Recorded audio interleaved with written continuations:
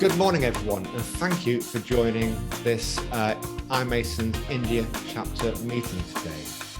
My name is Simon Allen, and I'm one of two executive directors at the Infrastructure Masons. The other executive director, his name is Jeff, and he's based in Portland in Oregon. Okay, I'd now like to welcome our first panel, which we've moderated by Rachit Mohan. And over to you, Rachit. Thank you. Thank you. Thank you so much, Simon. Thanks a lot. And thank you for helping us put this session together today. Of course, we have three very celebrated panelists with us today. We have Mr. Kamal Nath, who comes with very extensive experience in the digital infrastructure space. Kamal, welcome to the panel. He's the CEO of Sify, which is one of the largest Indian data center and ISP operator. We have Mr. Nikhil Rathi, who is the founder for Webworks. Recently, he set up a joint venture with Iron Mountain for setting up a data center platform for India. Nikhil, welcome to this session. And we also have Mr. Sudhir. Sudhir, welcome to the session. Sudhir is the CEO and country head for DE-CIX, and he'll be giving us a lot of flavor to the conversation from a connectivity perspective. So thank you so much for joining us, Sudhir. I'm going to start this session with Kamal, you. And just to set the context, Sify is an ICT services provider, and being in this space for so many years, what, according to you, Kamal, are the key components for digital infrastructure? Yeah, so Rachit, this is a very good question to start with, which will probably set the tone of the conversation, and is very fundamental. So as you have described us as an ICT player based out of India, that's how we are known. We are known as, irrespective of many things what we do or what we have been doing earlier. So I want to go back in history. Around 2011-12, this whole digitalization, way we started, globally, and which obviously has touched India also. So there's a terminology which you used to hear called SMAC. Which stands for Social, Mobile, Analytics, and Cloud. Now, if you break it down, SMAC was a platform, which was enabling, the transformation or the transition of the e-business to the digital business model, right? Enterprises used to run e-business earlier, and the entire transition started around 2011-12, based on this philosophy of SMAC. In SMAC, there are four components: social, mobile, analytics, and cloud. So basically, social and analytics are platforms, which we consume either as business or as consumers. And on the infrastructure element of the SMAC, are actually, the mobile and cloud, which are both delivered as a service. Now, if you double click on cloud, what the subcomponent of clouds are basically data centers, both the IT and non-IT part, and the network part of it. Normally, when we talk about data center, we think network is a different component. But in the context of digital, we can very well recognize data center and network as two fundamental, blocks of digital infrastructure. Topped up by mobile, which is enabled widespread access of digital, which has basically brought the digital in our hand, right? So to summarize it, data center, cloud, and networks, we believe, and of course, that's most of us believe, are the fundamental infrastructure building blocks, on top of which, various other services get built. So now, even within data centers, from an India context, and I'm sure the same is true globally, we see three different kind of data centers. One, of course, is the hyperscale data centers, the large data centers to host hyperscale cloud providers. The enterprise data centers, which are basically, the banks, the manufacturing companies, healthcare, pharmaceutical, and for that matter, almost all the industry verticals, which they host their IT infrastructure, either directly or in the form of cloud. And the third category, which don't come into discussion very often, are actually the network edge data centers, which are fundamentally known for interconnecting multiple cloud providers and give access. These are basically the network nodes which are hosted in, because they are very critical. They're hosted in data centers. From a cloud perspective, again, there are three categories. One, of course, are the hyperscale cloud providers, or for that matter, even the non-hyperscale cloud providers who build infrastructures, which are predominantly infrastructure as a service or platform as a service. Then we have the SaaS providers who are also key component, key actor, on this space. And of course, the content and the CDN infrastructure, which are again built on cloud. And the network piece, obviously, we have the international backbone in the form of subsea cables, cable landing stations, from where, in-country cable landing stations, and the access network in the form of, NLD, metro network, and from a consumer or a business endpoint perspective, the wireline and the mobile infrastructure. The last part, not the least here, from an infrastructure point of view, from a digital infrastructure point of view, Rachit, are the data center network fabric. So statistics says that most of the data will actually flow between data centers and between clouds, or among data centers and among clouds, more than from edge to the cloud.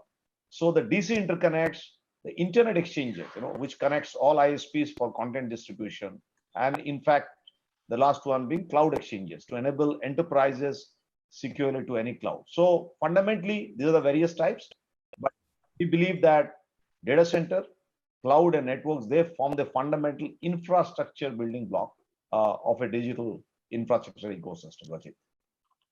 Understood. Thank you so much. Thank you so much for that, Kamal. That really does help us set context of understanding, and we will of course be deep diving on a number of these points. I'm going to come next to you, Nikhil.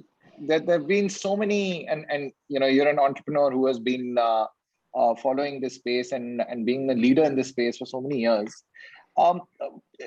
You've been close to the government policies, and there have been so many significant changes which have been happening in the government policies with introduction of personal data protection bill, data localization, Reserve Bank of India guidelines on IT infrastructure. What do you think is changing, the IT infrastructure strategies for businesses at this point in time? So yeah, thanks, Rachit.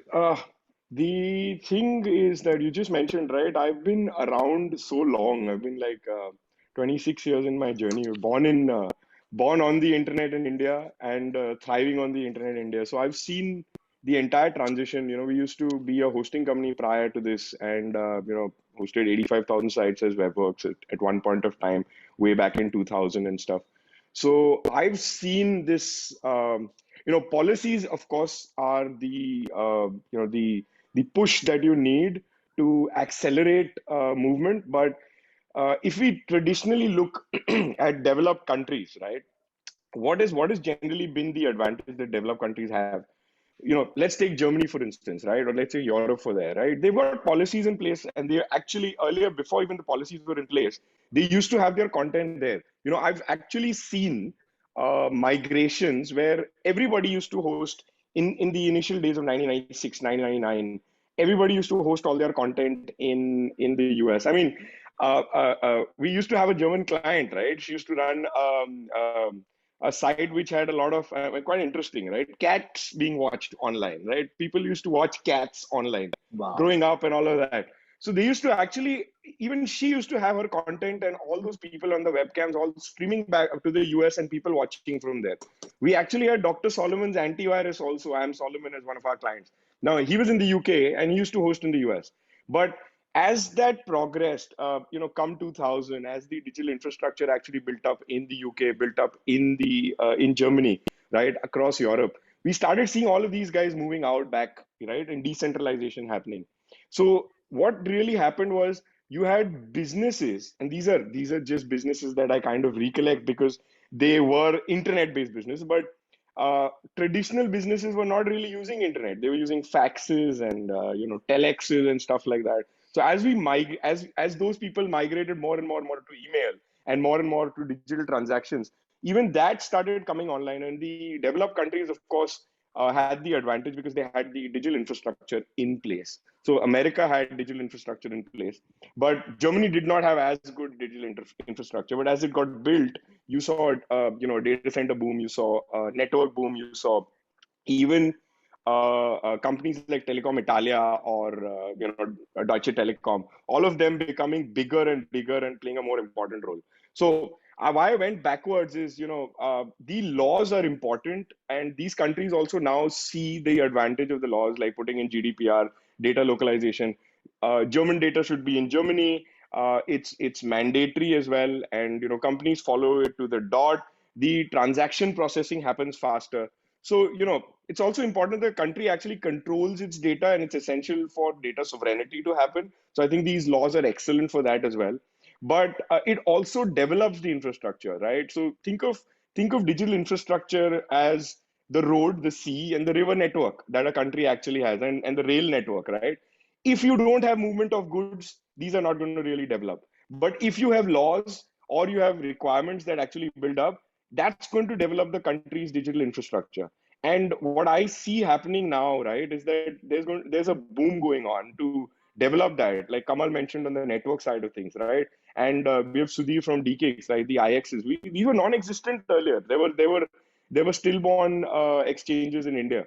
So that push is happening, and more companies are now. See, earlier even the companies, the businesses were not able to use this because this was non-existent. If you needed to host your content or you needed to host your business application, the first thing to mind is, let me get a server in the United States. Nobody even thought of Europe. Then they start saying, okay, I have lesser latency in Singapore, but that's expensive, and lesser latency in Europe, but that's also expensive. So some of them started moving to Europe. Now we still have a lot of applications from multinational companies and others, including domestic, still sitting outside of India.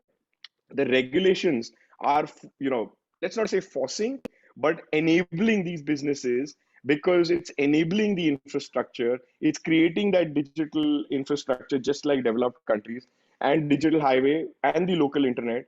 So the transaction speed, which is also more and more important. You look at the stock markets, right? Algo trading would have been non-existent if you didn't have the stock markets and you having their own little data centers over there inside in India. It would have been non-existent because you need sub microsecond transaction processing. So now with businesses, you need to do business at the speed of light, right? So you need to be local. You need to, light has its limitations, and it also cannot travel. The more the distance, the slower your transaction. So having these local, having the government make you process through GST seva providers, or making sure that your invoices and your QR codes are actually generated locally, is also going to see businesses, more and more businesses, just making sure that they use the digital infrastructure. Now, the other challenge is a lot of these businesses have their stuff on-prem, and you need to have that kind of speed, the processing, the capability to jump off into the cloud. And that's again something that's an enabler internationally, and that's also enabling local businesses now with the data centers, with the IXs, with the cloud exchanges. All of that allows companies to have one place where you can get your connectivity as much as you want, one place where you can jump onto the cloud, get your compute from that cloud when you need it. And that is enabling businesses to do so much more with the digital infrastructure. So what I see is more and more businesses looking at this, with the buzzword being digital transformation, is actually using more of the digital infrastructure, and being able to access the extra capacity on demand, right, inside a data center, or extra capacity on the cloud on demand. So I think what the businesses and what we're going to see now is that heightened and increased usage and a lot of migration into data centers, into cloud. That is going to drive up further infrastructure usage. That's going to drive up further consumption, further business growth, and further application development, and more speed of applications will become more and more important. So I think in terms of strategies, I think businesses are going to land up using more and more of the digital infrastructure that we're developing. That is going to spur more and more digital infrastructure being improved, developed. As you see, there's a data center boom going on right now in India. So that's my 2 cents on this. I think it's the businesses will be moving off-prem. Business will be getting all their content back to India, all their applications back to India. And that's going to make a very big difference, going to develop this digital economy, over here. It's just going to snowball. Nikhil, I really like the way you stitched the story around that, and really, really interesting to see. So you're saying that latency and the ecosystem development, and then the latency is going to go hand in hand. And anyway, there's going to be a need for more and more localization and deployments over here, which is a very, very interesting story. This is very, very, very nice. I'll come next to you, Sudhir, and I have a question for you, and which again comes out of this whole piece, and we are seeing India is now talking about 5G rollout, and DOT regulations around that have been changing. How do you think will this impact the end user data consumption, and more importantly, given your background from decades and network side, what role do you think internet exchanges would play in this evolution? Yeah, nice question. In fact, if you take one step back, Rachit, and see what has 4G been able to do and what has been the general perception, one, and the way we've seen the width and depth of coverage that 4G has been able to manage, if I may say so, across India, that's a different large topic in itself. But I would probably more veer towards the fact that how is it that 5G will be different as compared to 4G? In this context, I would say that 5G typically, from our industry perspective specifically, has a very crucial role to play. Because it's simply more than super fast internet for the smartphone user, and that is what is widely perceived ki 5G aayega, speed बढ़ जाएगा. So beyond that, there is a lot of stuff rather than streaming high resolution content on mobile phones as the only aspect that is generally known to us. That, having said that, 5G I think offers enormous potential when it comes to a range of industrial application, wherein if you see in the 4.0 industry perspective, if you see whether it is agriculture, whether it is various other verticals like medical sector, transport, energy production, so on and so forth, wherein all these complex implementation will go forward too, but they will require a complementing technology which is already up and running in some form or another. To name a few of them, if I may do so, would be mobile edge cloud, for example. What would this mean for the general industry would be that applications can move from one edge cloud to another without any noticeable time lag or delay, making the application appear as mobile, number one. So what would mobile edge cloud typically do? Many industrial applications today, Rachit, with a 5G to ride on would require low latency, as mentioned by Nikhil also. And sometimes it's as low as 10 milliseconds. This means that your data processing would typically, and storage would typically need to be closer to the end user. However, the end devices are not capable enough with resources for large amounts of data to be processed at the same location. That is where the mobile edge cloud would come into play, and the capacities at the edge of the network would need to be developed for them to have the devices working. Another piece that comes to my mind would be the software-defined networks per se, while it is already at a very advanced stage, so I wouldn't spend too much time on that, but only want to say that softwareization of the network typically would also make it possible for the networks with centrally controlled protocols instead of having a distributed network, what it was earlier. So let us say campuses, for example. You have to have Wi-Fi and Ethernet networks to be harmonized through SDN controllers today. And in order to do that, what is required to have a centralized and automated manner in which you will be able to get the same done, improving the security as well as the quality of it. Then you obviously come to something like network virtual function as well as network slicing, wherein you create quality of service at each level of network slicing that you would do and the architecture at parallel levels can work independently but coexist at the same time. Having said this, I think the individual segment or slices which an SDN and virtualization can bring to the role, 5G again will play a great part in it.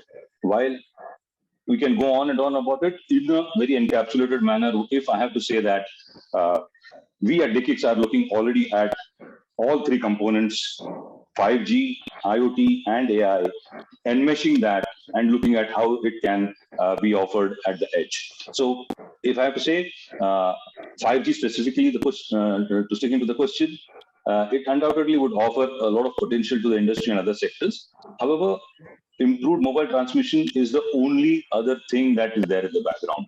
What is more important is the couple of 3-4 surrounding peripheral advancements and implementations that we hope will also fall in line by the time the 5G networks are up and running. And only through successful interplay of these technologies and broad distribution of 5G will we see the mobile standards also increasing, but companies seeing value for it. This will also give the organizations which are currently investing in 5G to have a larger base and monetize their investments that will obviously go through to make this more exciting and an exhilarating journey as compared to what you had in the 4G part. That's interesting, Sudhir. So really the mobile and mobility play together are really going to trigger the 5G, IoT, and AI piece, and that is what you are trying to solution for at the edge, which is very, very impressive. What you are doing at DE-CIX. That brings me back to you, Kamal, and earlier you and I were having a conversation, and you made one very nice comment saying that we can't have a conversation about digital infrastructure without talking about the Amitabh Bachchan of digital infrastructure, which is the big cloud service provider. So, what do you think? What role do you think these the large or even not so large CSPs are going to play for in India's journey for digitization, Kamal? Absolutely, a great role. I think they will be the lead actor, as I've told you, Amitabh, in the stage or in the screen, right?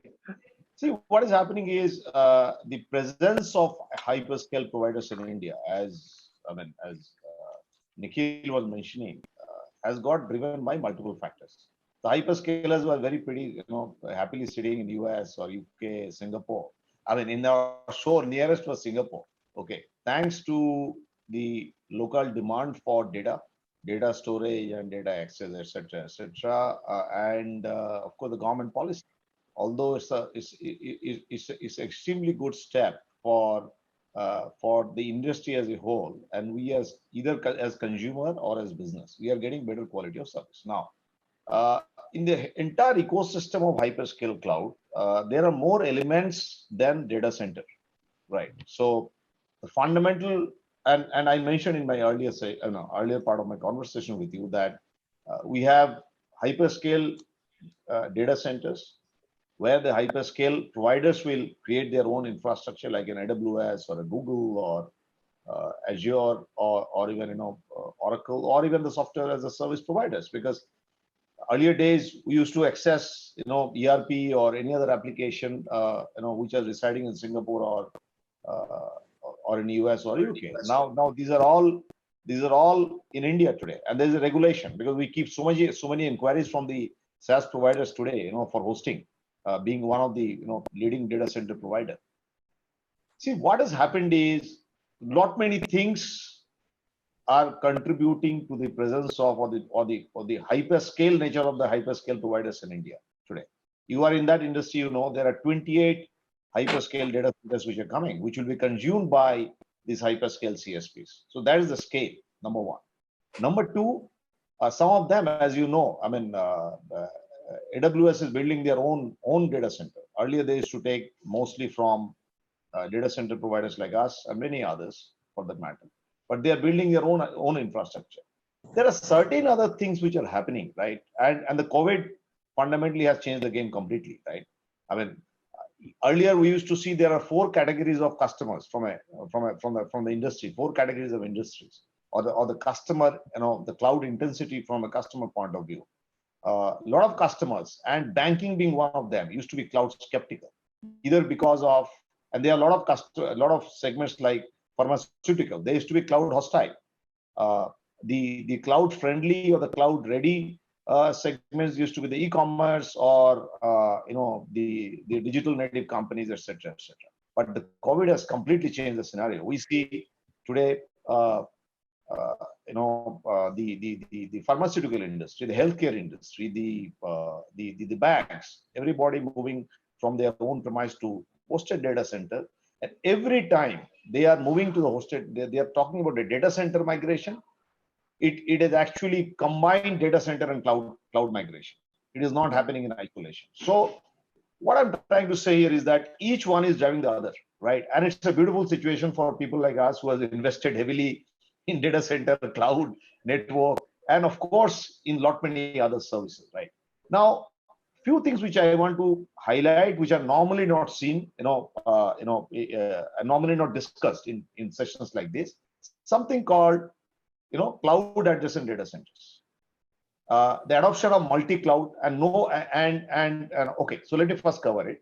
So it's a multi-cloud world, because for a large bank or insurance company, today, each of these organizations has got the luxury of choosing cloud based on merit, which means there is a competition among the cloud hyperscale CSPs also, while they're contributing to the digitalization in the country.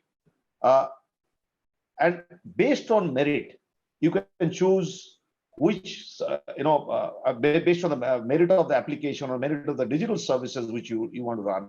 You have the choice of choosing your hyperscale CSP or any cloud for that matter. So it's an era of multi-cloud. Now, Nikhil was mentioning about the stock exchange, the algo trading. Incidentally, I have because of my earlier association with my earlier company, I have seen it happening. Algo trading, and we at Sify, we manage every trade which is traded in national stock exchanges. It goes to the network which we have built for NSE. Okay, so algo trading is very important. Now, algo trading is nothing but taking the benefit of cloud adjacency, or that means you are nearest to the servers where your application is residing. Now, in a multi and hybrid cloud scenario, just imagine when an organization is moving out from their data center and adopting both data center from a hosting provider and cloud instances from a cloud provider. If both of them are sitting in the same data center, is the best situation for any enterprise. So we have invested heavily in that, cloud adjacent data centers. So what we do is, if we build any data center, either a campus or a building, or part of that is sold to hyperscale providers, and part of that is sold to enterprise customers, so that they get the combined benefit of that. And of course, you will find an internet exchange, cloud nodes, all in one campus. So I think it is not about individually the hyperscale players, but also the data center players, plus the organizations who are investing in the internet exchanges or cloud nodes, etc., etc. It's an ecosystem which is taking a major shift, and it's really happening in a beautiful way, and it will only get better over a period of time, Rachit. This is amazing. This is very interesting to hear what you are saying, and I'm assuming that the same way cloud service providers would also see benefit of being next to the cloud, the IX nodes and the POPs and the enterprises. Absolutely. Right? What works for the customer works for everyone. Basically, you put it simply. Yeah, interesting to hear this kind of a perspective coming from both you and Nikhil of actually developing the ecosystem which acts as the soul of the data center. Kamal, I have another linking question with you, which also connects with what Sudhir was mentioning a few minutes ago around 5G mobility and edge data centers. And my question to you is, with all the deployment of 5G mobility and mobile penetration, how do you think CSPs would like, what would they like at their, from their edge data center strategy perspective? So CSPs will be the happiest guys. You know why? But telcos will bleed and the CSPs will make all the money. The reason being, 5G will enable, I mean, at a very fundamental layer, or if I have to describe in one sentence, Internet of everything. So moment everything gets connected, you are interested about data coming from every device. It has to be stored somewhere. And in India, the battle between all the telcos, who will be the 5G providers, so they will, I mean, well, the battle will be fought there, but the biggest beneficiaries will be the cloud service providers, because that's where the data, the most valuable data will reside, right? Number one. Number two, you will see hyperscale providers, or for that matter, any cloud provider, penetrating in tier 2, tier 3, and tier 4 cities, because the edge data centers, as Sudhir was mentioning, need to be closest to the consumers, or closest to business. And now what businesses do, we store data in central cloud, predominantly, which are either the hyperscale cloud or CSPs like us, right? I mean, whether it's a bank, insurance company, healthcare. But not necessarily when 5G will get implemented, and the kind of data which the 5G will enable. All data need not go to the central cloud, right? And for the sake, by virtue of the very merit, as well as the kind of speed which speed of access which will be required. Let me give you some examples. So nowadays in pharmaceutical companies, and we are doing a cloud transformation project for a pharmaceutical company. They have a lot of these local data center in their factories. So that data is only accessed by the factory guys. There is no need for that data to travel to a central cloud. So the edge data centers are a beautiful place where they can say if you have a factory in Vizag and there's an edge data center, in Vizag, the data can store there. It did not travel to Mumbai or Noida or Bangalore or Chennai. So, and there are not many cases, like particularly in the industrial side. For example, even hospitals. Most of the hospitals used to have data center of their own, right? Patient data need not travel to the central location because it has to be accessed only by the local guys who are sitting in the hospital. And there are hundreds of such examples. Your smart grid data, right? I mean, smart grid will be one of the biggest beneficiaries of 5G and edge data center. That did not travel to the central cloud unless somebody has to run an analytics, and which can also run from the edge data center. So I think 5G and edge data centers will always be, like twins, which will be delivering the end result together for better either a business experience or an end user consumer experience. Rachit. Thank you so much, Kamal, and good emphasis on 5G rollout. I'm conscious of time as well, so I'm going to request for a crunched up, this thing. Sudhir, I'll come back to you. And a lot of service providers are relying on CDNs, and we talked about this, and for fast delivery and with the kind of tech adoption we are witnessing in tier 2 cities. What do you think would be the landscape over the next 5 years, per se, around? Yeah. So in an encapsulated manner, looking at the watch, let me tell you a little bit about how we see stuff as of now. With due respect, we see majority of the data centers being in metros and sub-metros, if I can call them so. And there is an endeavor to connect all of them eventually sometime amongst the data center players. But that's the India part of it. What we are looking at is looking at the Bharat part of it as well. And that's where I think the next potential and the next need basis of this digital triangle that I spoke about briefly, wherein at one end you have 5G, the other end you have the IoT, and then you have the AI. When you have this combination, you will see some magic happening. And why do I say that? Is taking cue from what you said, CDN. CDN is one aspect of it. If you look at our own stats of traffic growth in the last 18 months or so, amongst all other segments, the CDN traffic on CDN grew by 440%, followed by ISP data, which grew by 450%. Traffic on VOD and OTT grew by a colossal 1400, followed by gaming at 1150%. And this is data for last 18 months, although, but this is unprecedented, and it only says that we've only scratched the surface. So as we, taking cue from what Kamal said, it's a great thing to have if you have the CSPs and the IX close by each other. And that is where I think DE-CIX comes with a great proposition, which some of the industry leaders have recognized, and we've already onboarded a couple of them, wherein we have a single access port through which we have the ability to not only serve our internet exchange services, but also the cloud exchange. So currently 92% of the space is covered by virtue of having AWS, Azure, Google, and Oracle as well. But I'm sure as time goes by, we will have more CSPs coming onto the bandwagon. Organizations, Rachit, have started leveraging their digital strengths, to reshape their own business models and how business is done within and across the sectors. Name it as automotive or mobility, healthcare, finance, media, so on and so forth. But as they become digital, the organizations are also needing an interconnection service regime customized to their expectations and needs. And new and transformative technologies that they will bring to the fore, like IoT, AI, and 5G, which is very soon going to be launched, are accelerating this need for change and pacing it up. These disruptive elements is what we are today talking about as a digital triangle at our end.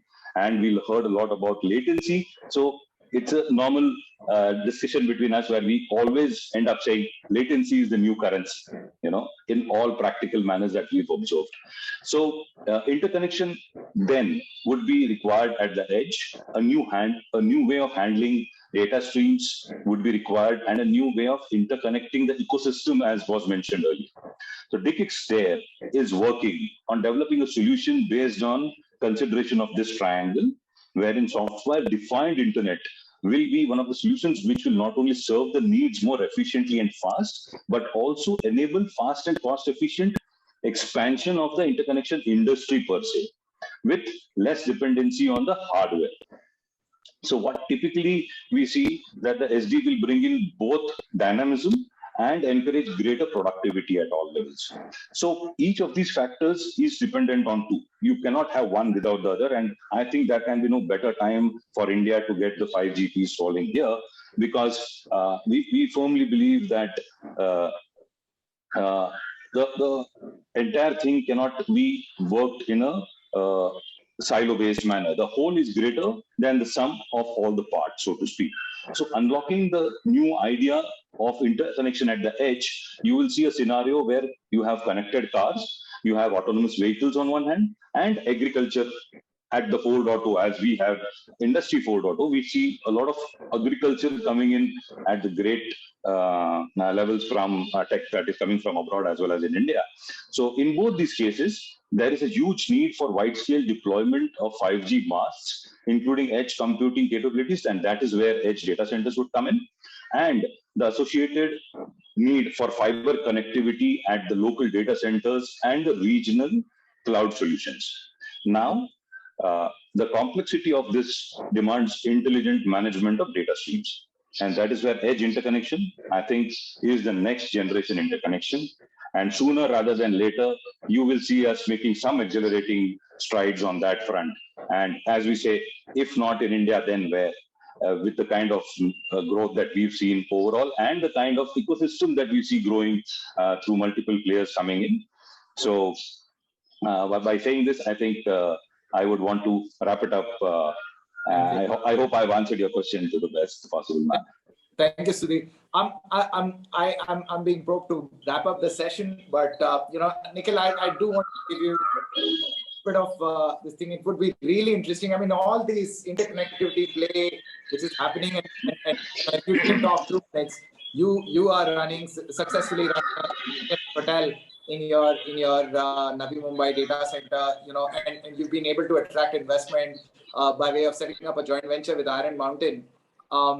Just as a parting this thing on the investment space, if you can just share your view of what is the entry strategy for some of these international players, and what kind of investment platforms that investment patterns that you are expecting in the near future, and that would be the parting session discussion for today. So Rachit, I think these are exciting times, right? Cloud adjacency and data centers and edge there's just so much play over here, right? India's a huge market. I always give this example that if you take a bottle of mercury bottle, a bucket of mercury, bucket of alcohol, and a bucket of water, and you throw a ball into it, it'll float in the mercury and it'll sink in the alcohol.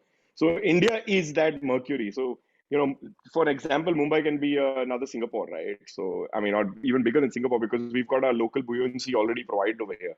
So we did this partnership with Iron Mountain because we brought in, interconnection, enterprise connect, and, also the retail side of the business. And Iron Mountain brought in the hyperscale expertise.